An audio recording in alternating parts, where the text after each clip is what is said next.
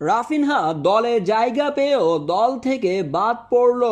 কি হলো এই ব্রাজিলিয়ান খেলোয়াড়ের সাথে? রাফিনহাকে কে কে ব্রাজিল দলে দেখতে চান অবশ্যই কমেন্ট বক্সে জানিয়ে যাবেন। রাফিনহা একজন ব্রাজিলের সফল উইঙ্গার। দল কিংবা ক্লাবের হয়ে দারুণ পারফরমেন্স করে আসছেন এই তারকা।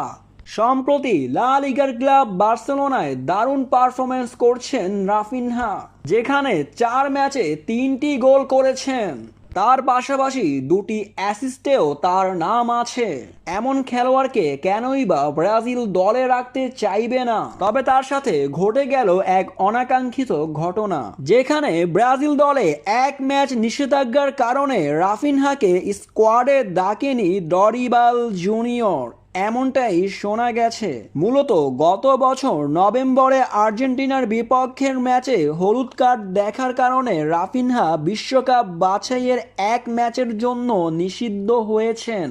এমনটাই হয়েছে তার সাথে। ব্রাজিল কোচ ডরিবাল জুনিয়রও তাকে দলে রাখেনি এই কারণবশত। অতি শীঘ্রই নিষেধাজ্ঞা কাটিয়ে রাফিনহা মাঠে ফিরবে, এমনটাই সম্ভাবনা জানিয়েছেন কোচ। রাফিনহা বর্তমানে দারুণ একজন উইঙ্গার হিসেবে দায়িত্ব পালন করে থাকেন দলে। ব্রাজিলের ম্যাচ জয়ে ভূমিকা রাখতে চান এই উইঙ্গার।